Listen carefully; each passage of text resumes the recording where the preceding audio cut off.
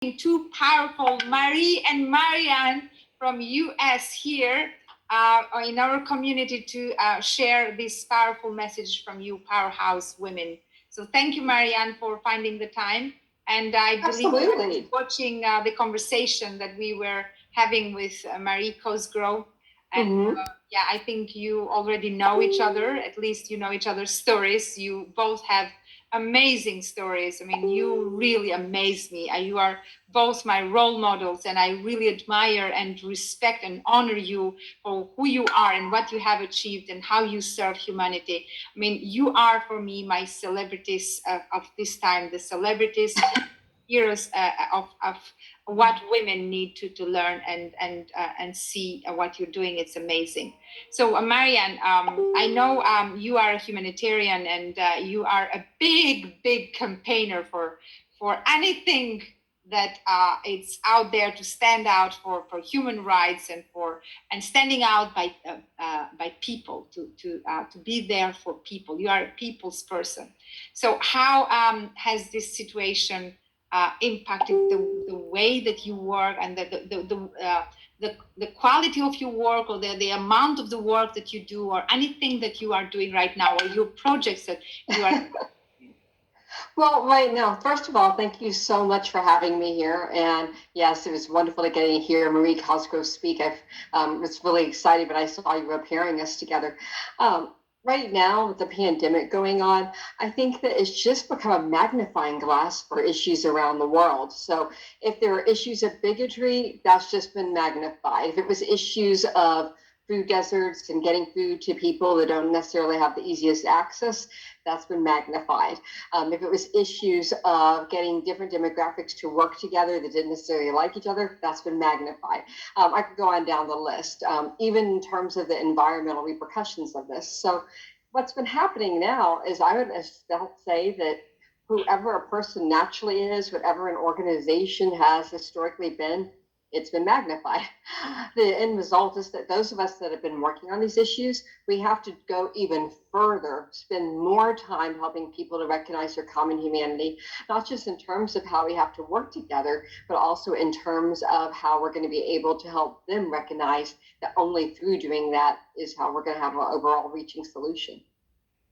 Well, yeah, absolutely. I understand it's a tough time for everybody, but for leaders like you, it's also a time that we need to call our inner voice and our inner strength, be there for leading ourselves, but also to be role models for the community. So I believe in US, the situation is more or less like UK, but in the same time, knowing the spirit of people there, I see that instead of giving up and sitting there doing nothing, it's like this spirit that we see to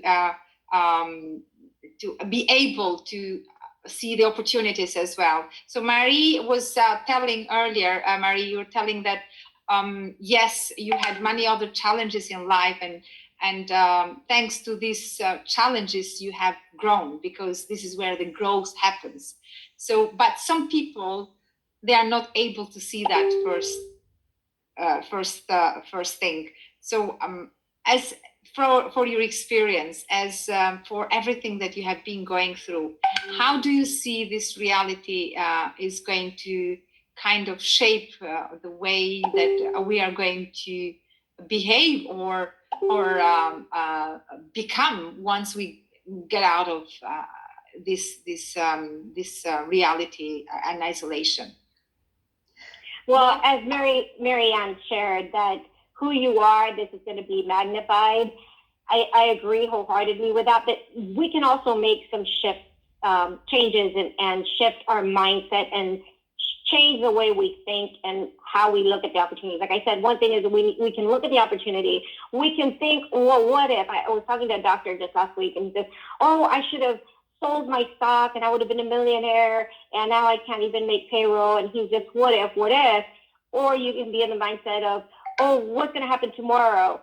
Why don't you just take a day by day? We can take it day by day, and we can give thanks for what we have instead of what if I had this? What if I had done this? I could have prepared for this situation, or what's going to happen tomorrow. We can take the attitude of gratitude, like Nick would just likes to say, attitude of gratitude. That is so important. And when you start making that shift in your mind, your perspective is everything. So once you change your perspective on the situation, you're going to be able to handle it much better. And so I would, to help ourselves, one of the best things that we can do is be grateful for what we do have.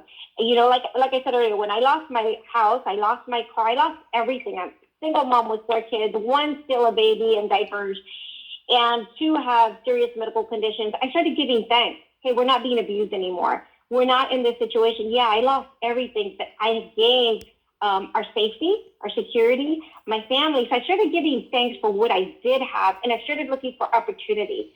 So start, take day by day, give thanks, and look for opportunities.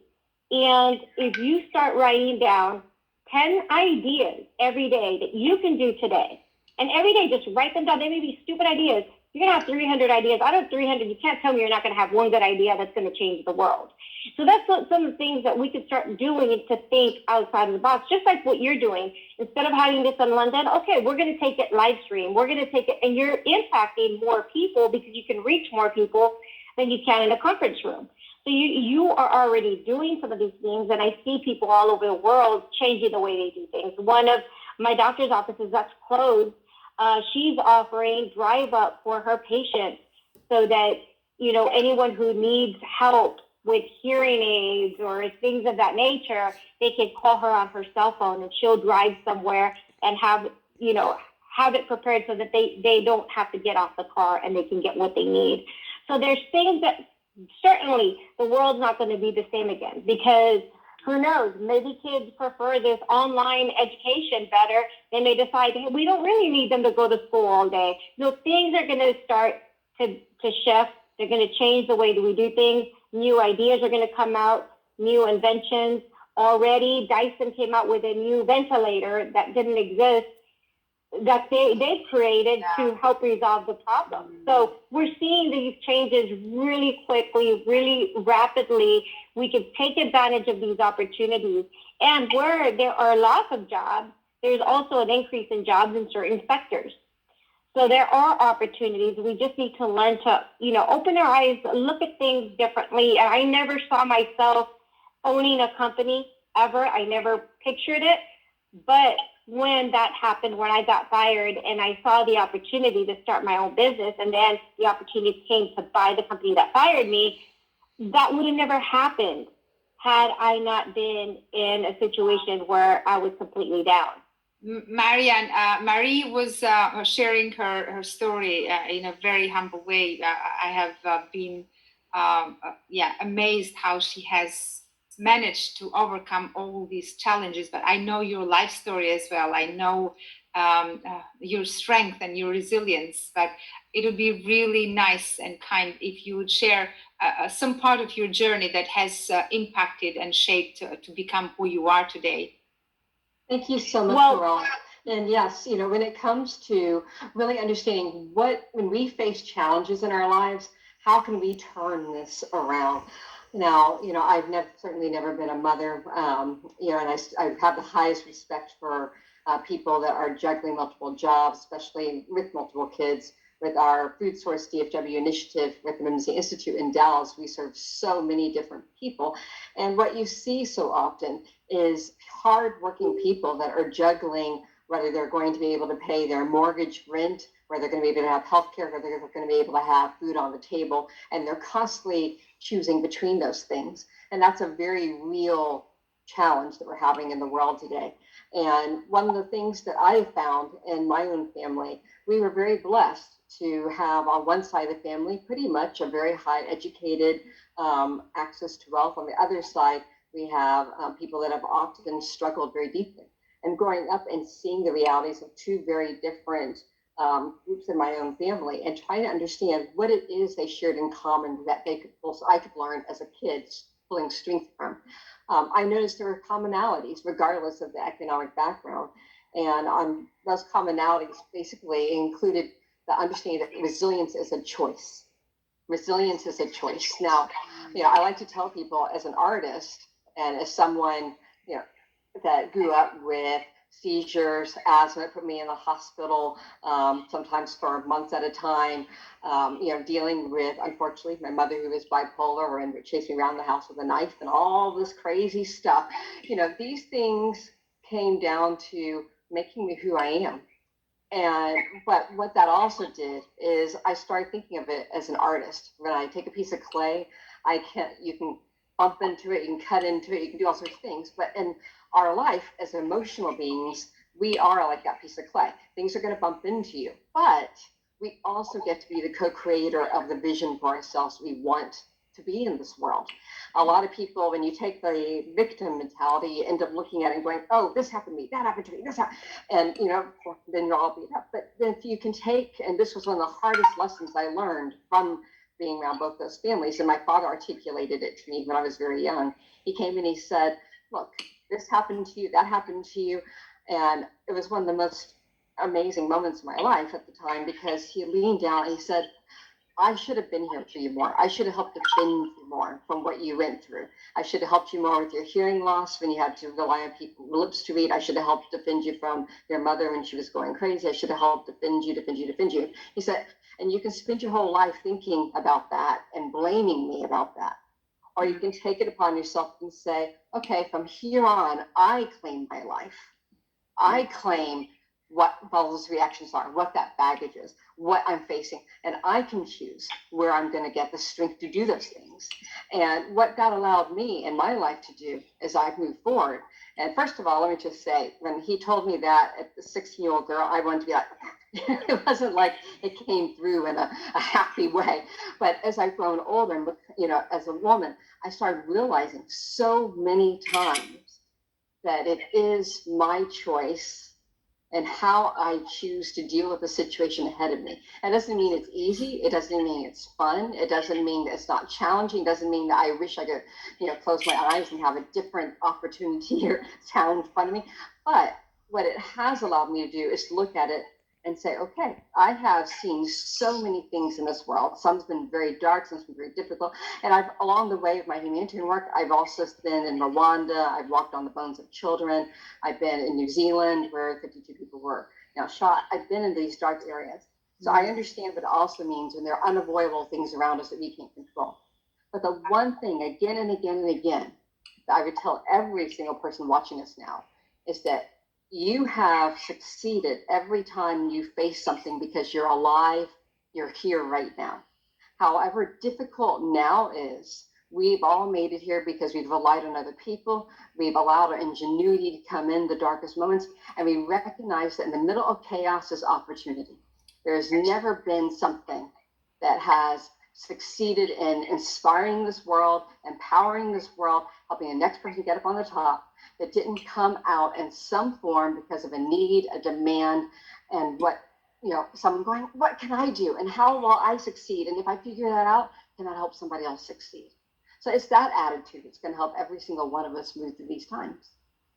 And where do we get this attitude? How do we cultivate this? Because this is not something, I believe, is not something that we are born with, because we are all born with potentially activating this. But how do we manage to tap into that? Because as I always say, it's not about us as human beings to have that capability and to have that ability to react, but it's for us to be able to recognize that ability. I'm going to politely disagree. I believe that every single one of us is a survivor. From the time you were a little kid and you first learned to stand up for yourself after facing a bully on the playground, to the time you had to stand in front of your boss and say, I am worth this. I don't care if you're an artist who's painted something. I don't care if you are a salesperson. I don't care if you are an engineer. Or, every one of us has had at some point to believe I am worth this, and therefore I'm worth your time. And my idea has the potential to help you. Yes, now, you're not always going to be right. What I was trying to say. So, but how we all have that strength inside to stand for our voice and for ourselves and also for other people as well. But not all of us at a certain point of time, not all of us, we feel ready to stand up and have that voice. No one is ever ready to stand up. If you're David and Goliath, and you're David, you never wake up in that morning thinking, oh, I'm ready to take on the giant. How do we prepare ourselves? Life hands it to you and you go, I'm going to live through this or I'm not going to live through this. Most of us have faced this, whether it's a bill we have to understand, Maria, not all the people have that opportunity to realize that they have that power. How do we prepare for that? How do we prepare to tap into that power? What I'm saying is that actually, I believe every one of us has overcome something. Actually, I believe humility is realizing we all have it as hard as the next person. But when you understand, okay, I got through this thing, that's why I'm alive today. I got through that thing, that's why I got that promotion yesterday. I got through this. You realize your whole life has led you to be here in this moment. If you didn't survive to this very moment, wherever you are in this world, you didn't have the strength to get through the last thing, whatever the last thing is. Everyone's had a last thing. Everyone's had a last challenge, something difficult. Mary Cosgrove, what was your last challenge? Past week what were your last challenges? I think we've all experienced the last challenge, all of us together, this world pandemic. And as Mary said, we all have a past challenge that we've overcome. So that's when we can go back and think about challenges we face, how did we overcome, and remember that. That is so important. But Mirela, as you said, there are people who feel stuck and they don't know how to get out and they don't have this I'm a survivor mentality. I know that because I've spoken to them. In fact, I was at a doctor's office on, I've been at my house stuck for so long because we were one of the first states that were quarantined. It was a Monday. I was in New Jersey, and by noon, the governor said that they had to shut their clinic. Only doctors that had to deal with the coronavirus. The doctor is in tears, crying, because the only way they can get paid is through insurance reimbursement or public health care reimbursement. And if they don't have patients, they don't get reimbursed. If they don't get reimbursed, they don't get paid. So he says, I'm letting everybody go. Doctors losing their jobs.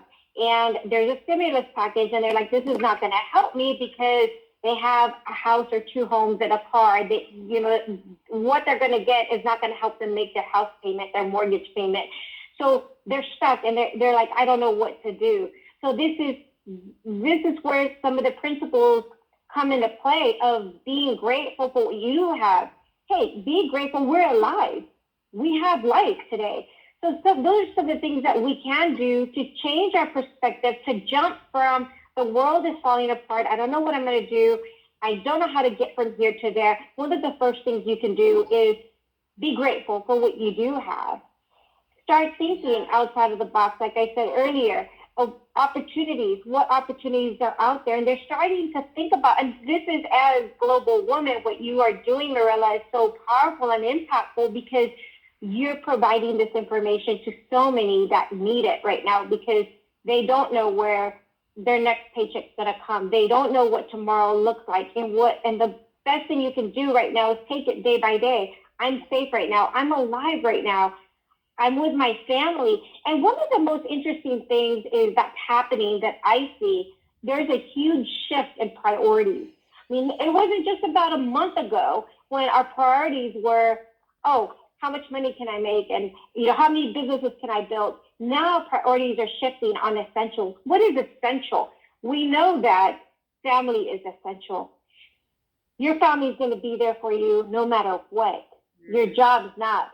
And we cannot rely on government to take care of us. We can't rely on our business to always be there because those things shift, as we saw. This coronavirus, it's affecting everybody, rich and poor.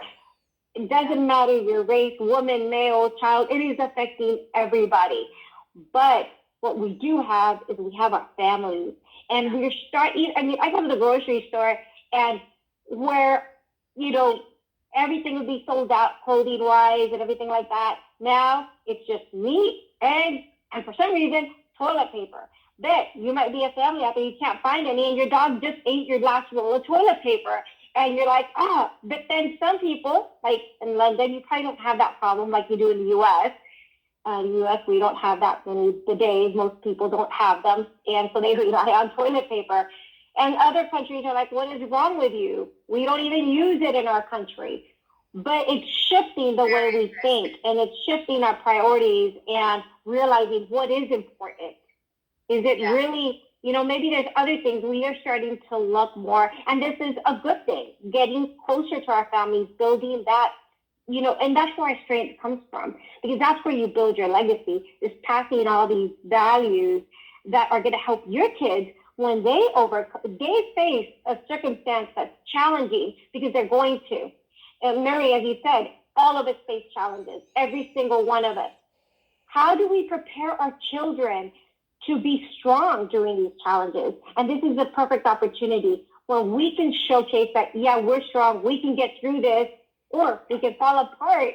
And then our kids, when they see, and that's what happens, a lot of, our adolescents or youth, when they face challenges, that's why they turn to drugs, gangs, they turn to other things, because they don't have the tools. And that's, Mirela, I believe what you're asking. What do you tell these, these youths or these people that are having these challenges?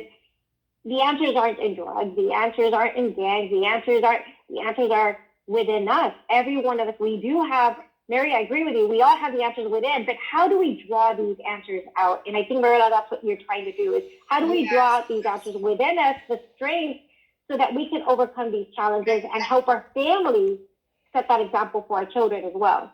And Marianne, as I hear Marie, she's saying, yes, it's a good point, but she's saying, we don't know how tomorrow is going to look like. I'm very curious to know how tomorrow looks like for you. Tomorrow is going to be a challenge no matter what. Right now, everything that we used to, and this is why I said everything's magnified.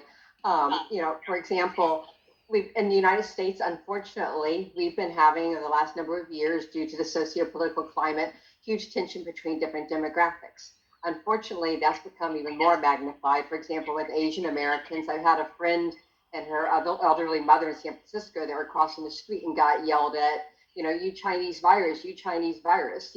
This is unfortunately, again, being magnified. Now, what that means is that people like me, when I'm doing the work cross-culture, interracial dialogue and intercultural and, interfaith dialogue. And we're trying to get all of these different things and actually get, systems that come out of it that serve everybody. That means that we have to put even more focus. And it also means being constantly aware. Like, for example, those of us who have social media platforms, one thing I told everybody, go order some Chinese food in and take a photo of yourself with dumplings and just say there's nothing, nothing to fear. I can, all these tiny little things add up. Being very conscious of how we express our words, being conscious of what that means for our neighbor. I see people that make a joke here or there or something, and people are starting to realize, wow, maybe this actually is affecting society. Maybe it actually is affecting the way people interrelate to each other. Right now, I have a number of friends who are imams, ministers, priests, rabbis, et cetera, and the amount of vitriol they were getting for wanting to close their, their synagogue or their church down and said, we're going to do everything online. A lot of people were like, no, we're going to go to church. How dare you? And I saw a shift, and people went, wait a minute. And this is the reason I share this one. This is a very deep, profound one in terms of consciousness. So many more people are now saying, you know what? I can go online and say a prayer with my minister, but I'll be in my backyard. And in the process of that, they turn off that, the thing on the internet, and then they're still there and they're still thinking and contemplating. They used to do that in a church. That sounds so simple, but the things that's happening is that people's mentality has changed. Similarly, when it comes to, I mentioned before, Food Source DFW, it's one of our main initiatives fighting food waste in the nation. Actually, it's one of the top 3 in the nation. And right now, we have people across state lines. We have Native American reservations. We have people becoming aware of communities they weren't aware of. We have people that are in this main city center, like here in Dallas. Everyone can have as much food as you want on the shelves, but you get out into Arlington, you get out into Richardson, any of these outlying things. I had a friend that lived on 1 bell pepper for 3 days, she and her husband. And the sad thing is there's no real food shortage. What's been happening is there's so many people hoarding And the end result is we have to step back as a community and go, wait a minute, there is plenty of food to go around. There is plenty of help to go around. If we can get past our own biases, if we can learn to work together, then maybe we can actually fix the situation. Now, what's exciting for me, as I mentioned before, in the chaos is great opportunity. And the silver lining of all this are many entities, many organizations, many individuals that we've been trying to work with on a humanitarian activist basis for a long time. That'll never affect me. That's not. Suddenly we're getting contacted and people are wanting to build bridges and people are wanting to collaborate. So my hope from all this is that it shifts our thinking as society in such a way that we can remember at the end of the day, we have to rely on each other. At the end of the day, there is no one else other than each other. So if we can bring that in with and keep that with us as we move forward, I think that has the potential to, as our friend Irvin Laszlo would say, create a major shift in consciousness. And I remember, Marianne, when I interviewed you and Barbara Max Harbert in New York, less than 2 years ago, we were talking about this in evolution, consciousness, and humanity, and how the whole world is shifting. So, and I have a good news for you. I found a little video which is really, really powerful. You and Barbara having this conversation together while I was exploring to put some videos together. It's incredible how things have changed since then. So you had some collaboration with Barbara Max Harbert as well, and you have been collaborating with Dr. Irvin Laszlo, with the top leaders in consciousness and humanitarian world. So what is your perspective? How do you see the role of people like you and people that are in your world are going to influence the new reality now?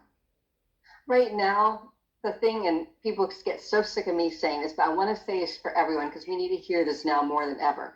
We are the conscious cultural creators of this world. We each can be consciously aware of what kind of culture we're creating now. As I tell other people, we are everyone's ancestors. What kind of ancestor do you want to be? Right now, we are deciding our reaction to this pandemic is actually shifting world culture in a remarkable way. And we're going to end up becoming either a species that's all about me, mine, fighting over the last toilet paper roll, or we're going to end up being a species that recognizes that we have to work with each other and that there's more than enough resources. Yeah. Now, you can take that in such a pragmatic way as the parents that are standing in line for, we had 1,200 people standing in line every day for just one of our operations here in Dallas. And that just puts it in perspective. Now, either we get to a place where we recognize that there's more than enough and we shouldn't have that happening, or else we get into a place where everybody is fighting for every last thing. And that choice right now, because we can get on the internet, we can have this kind of conversation, we can get on the internet, we can find out data from different countries. We don't just believe it from every book that we read or news, but we can actually go, oh, did they really say that? We can become, as I tell people, aware of how our investments are affecting a whole demographic on the other side of the world. Suddenly, I just was reading about a missionary that wants to go down to the middle of the Amazon in the middle of coronavirus, and it's the same so-called missionary that spread measles to another uncontacted tribe a long time ago. But back then, no one paid attention. Now people are going, wait a minute, you did that. Don't spread this. Suddenly I'm hearing a we in the world that wasn't there before.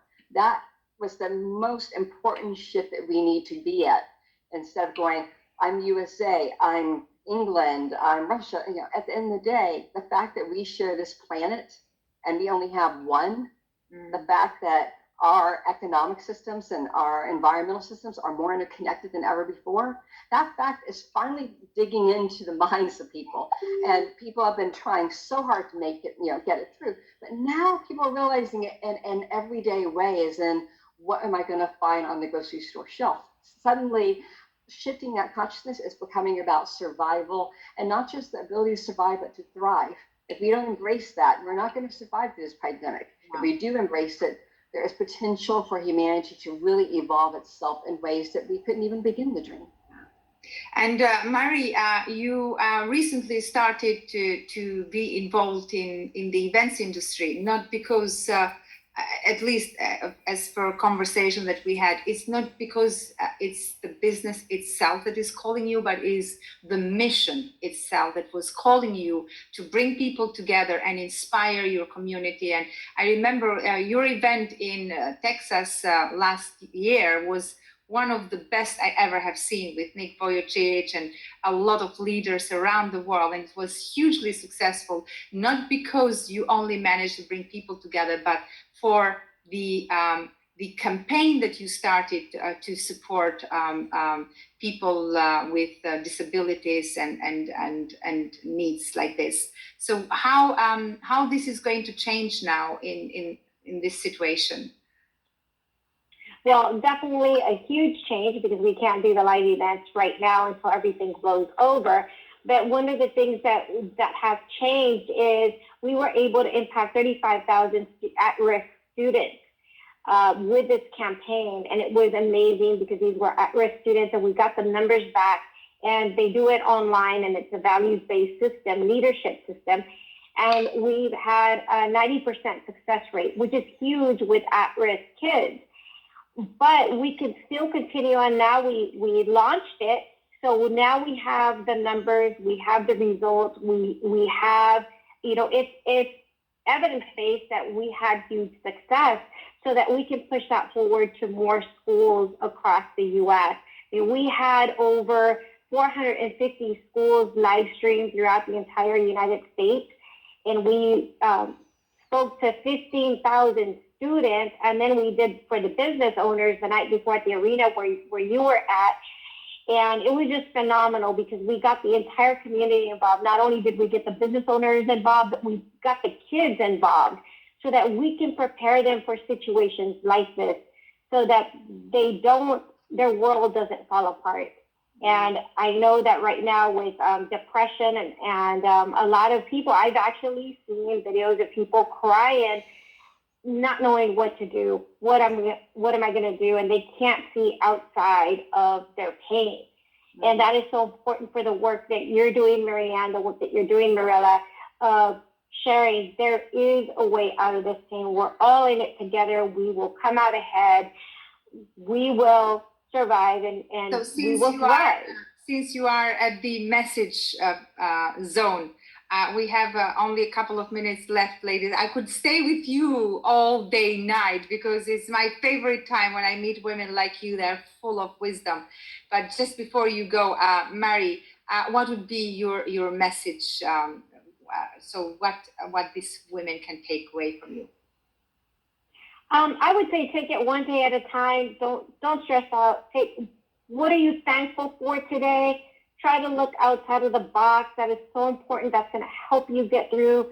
I can't stress enough of being grateful, being thankful.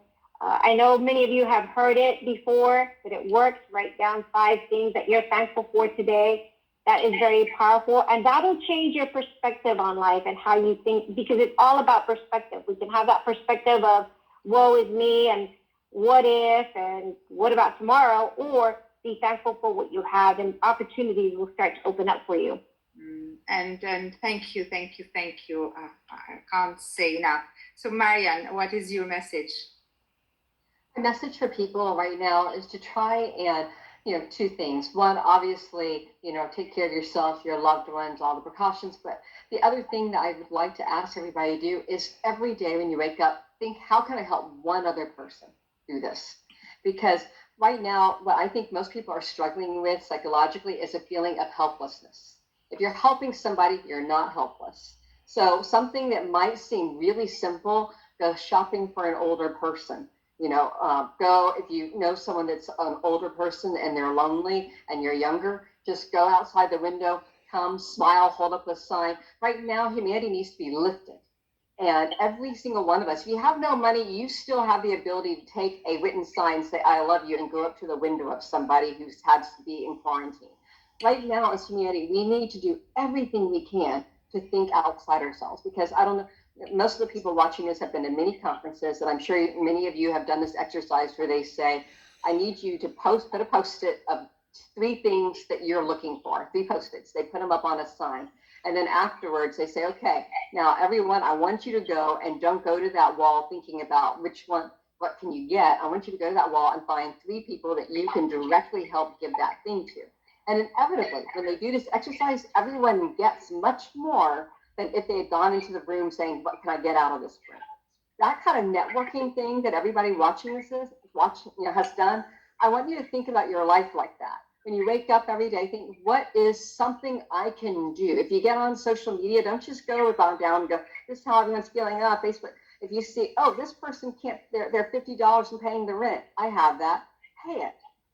If you see someone saying, I had a friend of mine, he had no feet and he's stuck somewhere. So I was able to go on Amazon and order him groceries and have them sent. Not everyone can do every one of those things, but every one of us can do something. And if we can get our mentality that way, you're not going to feel helpless. You're going to feel empowered. And the more you do these things, the more you're going to feel like I am still having an impact in this world. If you can do that, you're going to get through however long this is, we're all having to deal with it, feeling like an empowered person that is ready to take on your world. But if you hold in on yourself and only think about your needs and you're worried about and you're scared, you're not going to come out of that place of being scared. And that philosophy of embracing the very thing that you think you're lacking is what's going to get you there. So that's what I believe in people. Wow. I mean, I miss you girls. I really, really miss you. And I hope and pray that very soon we will definitely get over this and we'll come together and we'll meet each other to celebrate again, to events, and also brainstorm and support each other, because this is what this situation, this reality, and